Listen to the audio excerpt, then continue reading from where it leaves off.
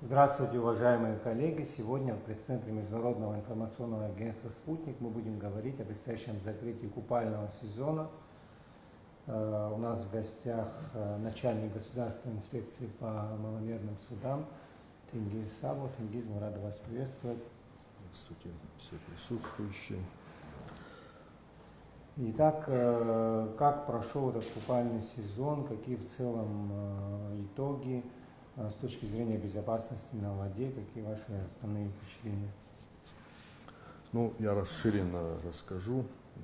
Официально у нас купальный сезон по республике был открыт 5 июня, закроется 15 октября. Даты открытия и закрытия купального сезона не обязательно должны совпадать с курортными или туристическим сезоном, так как купальный сезон для всех людей, независимо от гражданства и так далее, это в первую очередь для местных жителей. Это я объясняю, потому что кто-то вместе хочет совместить и курортный сезон, и купальный сезон. Сроки купального сезона заблаговременно устанавливаются органами местного самоуправления и предварительно объявляются через средства массовой информации и оповещения населения. Ну, как мы видим, теплая погода располагает к приятному времяпрепровождению у воды, и многие купаются круглый год, в принципе, в основном местные жители.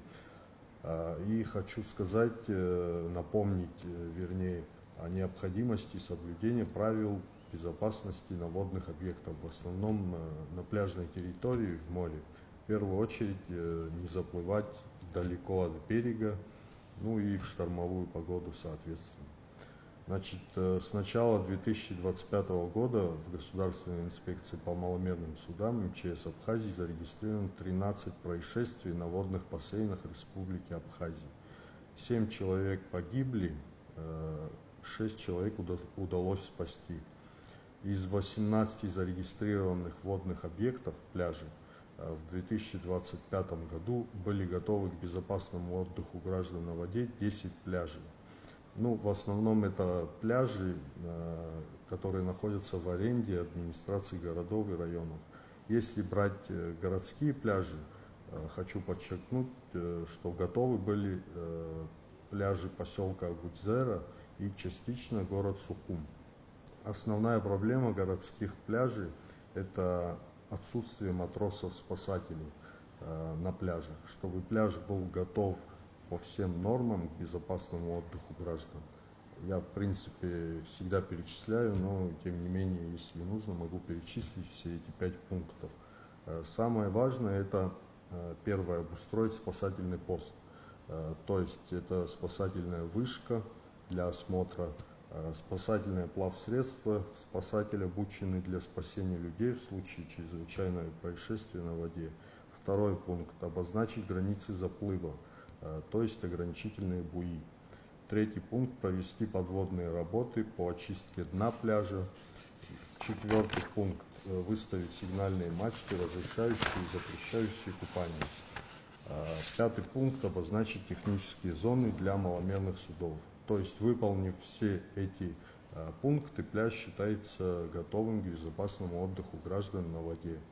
По невыполнению данных требований в 2020 году нами были инициированы проект закона Республики Абхазия в части установления ответственности за нарушения в сфере охраны жизни людей на водных объектах, который был принят Народным собранием парламента Республики Абхазия 27 июля 2022 года, где указано: статья 60, прим. 1, нарушение требований и запретов, установленных законодательством Республики Абхазия, регулирующим охрану жизни людей на водных объектах. Первое. Нарушение требований к пляжам и другим местам массового отдыха людей на водных объектах, установленных законодательством Республики Абхазия, регулирующим охрану жизни людей на водных объектах, влечет наложение административного штрафа в размере от 9 тысяч рублей до 12 тысяч рублей. Главы администрации городов и районов, не подготовившие пляжи для безопасного отдыха граждан на воде, к открытию купального сезона за совершенное правонарушение были подвергнуты административным штрафам в размере 12 тысяч рублей. Также все владельцы пляжных территорий и главы администрации городов и районов Абхазии осведомлены, что согласно постановлению Республики Абхазия об утверждении правил охраны жизни людей на пляжах и в местах массового отдыха населения у воды запрещена продажа спиртных напитков. Но, тем не менее, мы можем наблюдать визуально, что на пляжных территориях практически во всех городах в открытую продаются спиртные напитки. Именно на пляжной территории, там, где люди отдыхают, купаются. Это в каждом городе, большинство это в городе Гагра, Пицунда, ну и в Сухуми тоже много пляжей, где в открытую продаются спиртные напитки. В Кодекс Республики Абхазия о судопроизводстве по делам административных правонарушениях также были введены поправки в виде штрафных санкций на граждан, нарушающих закон на водных объектах. То есть нарушение запрета на пляжах и в местах массового отдыха населения у воды установлено законодательством Республики Абхазия, регулирующим охрану жизни людей на водных объектах, влечет наложение административного штрафа на граждан в размере от 600 рублей до 1000 рублей. То есть не купаться в темное время суток, не заплывать за буйки в зону судоходства, не купаться в море в состоянии алкогольного опьянения, не купаться в море в штормовую погоду. Но это все должно контролироваться в первую очередь матросами-спасателями, то есть пляжи, если подготовлены, если все пункты, указанные в данном постановлении, есть, соответственно, это все можно контролировать. Также запретить, как я до этого сказал, людям заплывать далеко от берега, если на воде нет ограничительных буев, либо вести контроль соблюдения купания граждан в трезвом состоянии. Это очень сложно для нас в первую очередь. Так как в штате Государственной инспекции по маломерным судам, я не раз это подчеркивал, очень мало сотрудников, и для контроля граждан на водных объектах нам часто помогают сами люди, которые фиксируют нарушения, допустим, судоводители, которые заходят в зону купания, таких очень много, и мы даже просим самих людей, чтобы они это засняли на телефон и передавали нам, потому что любое судно, у него есть бортовые номера, и, соответственно, мы можем зафиксировать его неправильные, так скажем, поведения на воде. С этими всеми проблемами мы сталкиваемся из года в год на протяжении многих лет, но картина, можно сказать, практически не меняется. Я не раз подчеркивал, что для чиновников любого ранга самая главная задача, задача номер один, это обеспечение безопасности людей. Это неважно на водных объектах, в горах, на суше и так далее. Но, как мы видим, не все относятся серьезно к этому делу. Скажите, пожалуйста, вы привели часть статистических данных. Как это соотносится с показателями прошлых лет? Какая динамика, удалось ли снизить количество происшествий? И второй вопрос. Какая основная причина большинства инцидентов с отдыхающими, ну и с местными жителями? Ну, если брать остальные года за 5 лет, можно сказать, вот 3-4 года назад было очень много происшествий на водных бассейнах. В прошлом году 7 человек у нас утонуло, в этом году тоже 7 человек. Основная причина, как я подчеркнул, в основном тонут люди в море. Основная причина – это неготовность пляжей к безопасному отдыху граждан. Соответственно, людей никто не контролирует, они заплывают далеко за буйки в жаркую погоду днем, и, соответственно, им может, если человеку в возрасте, если человек, соответственно, у него сил не хватает обратно плыть, и его никто не контролирует, Также купаются в штормовую погоду, тоже основная причина, когда большие волны и люди не могут выплывать. Вот это основные причины, почему тонут люди. Расскажите, пожалуйста, как была организована работа вашей инспекции в пик сезона и что бы вы хотели выделить как основное достижение или улучшение вашей работы? Ну, в нашей работе в основном у нас по спасению, как я сказал, в штате очень мало людей, поэтому возможности спасать людей у нас очень мало. Бывает, но очень редко. В основном у нас инспекционные работы, проводим часто рейдовые мероприятия, это и сами, и совместно и с пограничниками российскими, и с МВД, это и по берегу, и, то есть по суше, и в море. Это эффект имеется, то есть мы проверяем все маломерные суда и, соответственно, когда мы находимся в море, контролируем и людей, чтобы они в первую очередь не заплывали. Мы им объясняем, если они не хотят обратно, есть и такие люди, которые не хотят обратно плыть к берегу, и приходится припугнуть штрафами. Тогда только они могут обратно идти и плыть.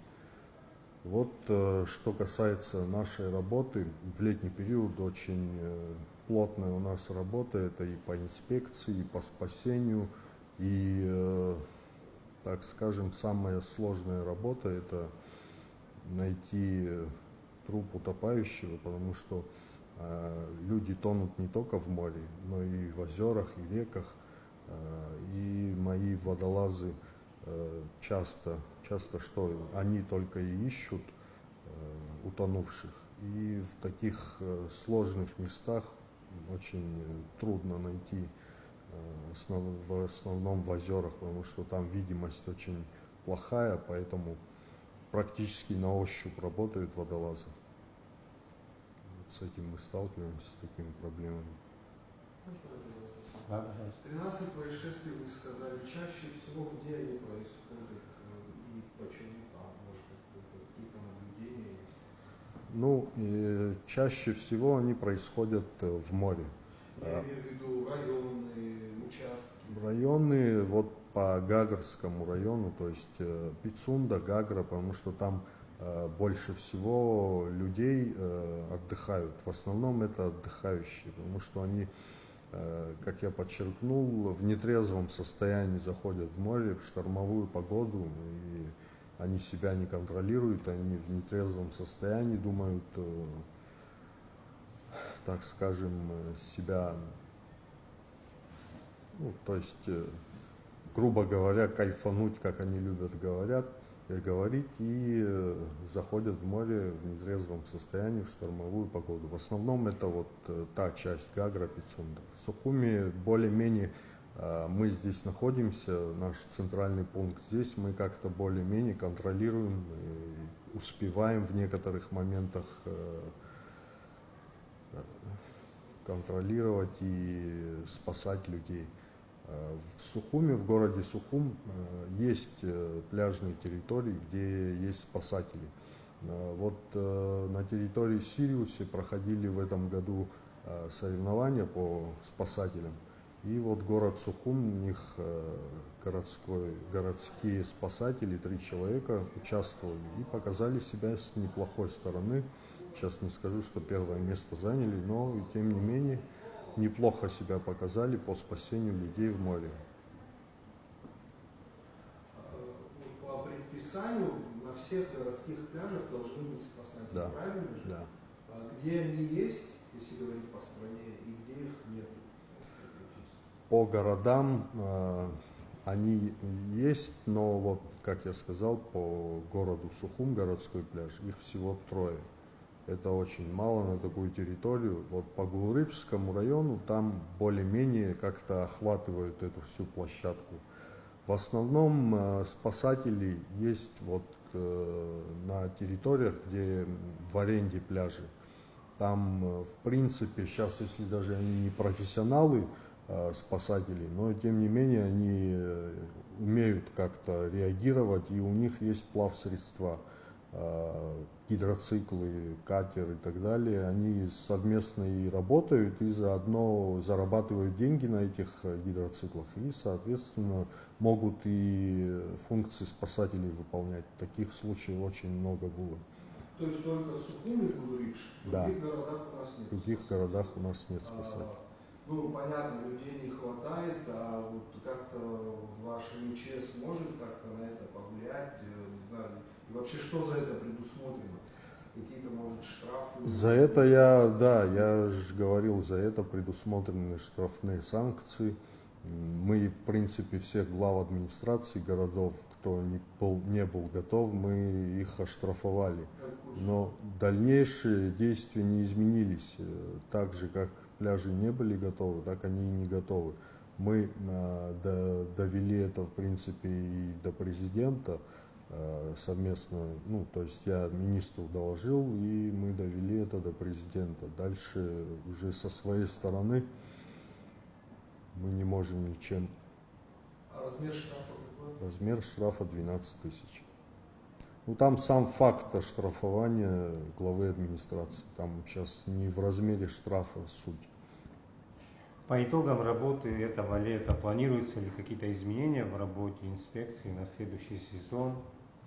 Может быть увеличение штата, какая-то кадровая работа, новые меры контроля или изменение законодательства? Да, я вас понял. В общем, в первую очередь вот нам увеличили зарплаты за тот месяц. Мы буквально вот сейчас получили зарплату повышенную. В основном люди к нам не шли на работу из-за зарплаты. Очень низкая зарплата была.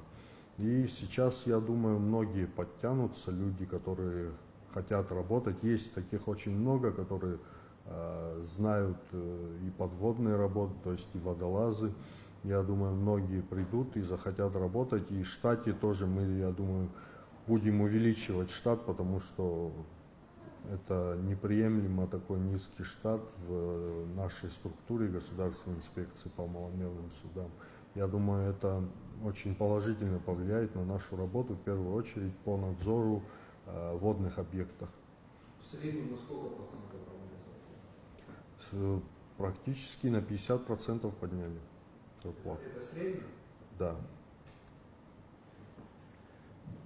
Какими критериями определяется, вот скажем, если будет подбор специалистов, прямо скажем, в Абхазии, я так думаю, что с профессиональным образованием не так много людей, которые могли бы функции спасательные выполнять, тем не менее для людей, которые имеют желание развиваться в этом направлении, есть ли возможности из других специальностей, по каким-то физическим, может быть, данным, привлекать людей к работе и их обучать для того, чтобы в будущем они могли эти функции выполнять.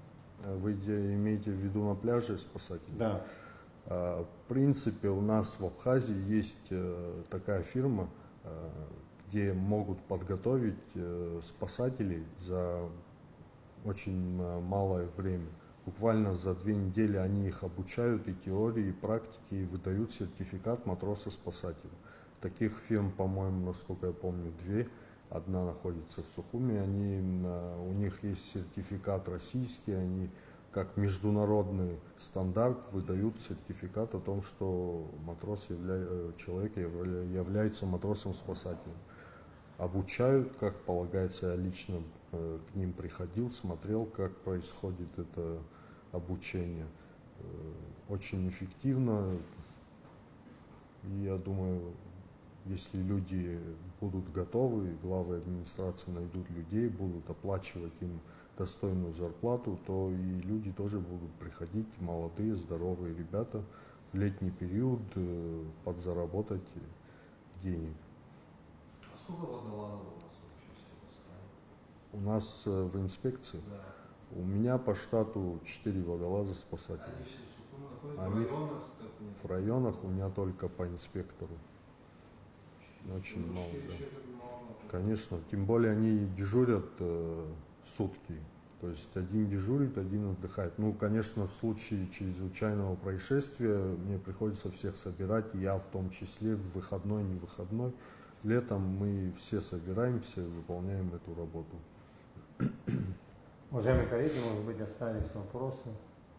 Если вопросов нет, наша пресс-конференция подошла к концу. Уважаемые гости, спасибо, что нашли время принять участие в нашем диалоге. Мы с вами Спасибо. прощаемся. До новых встреч.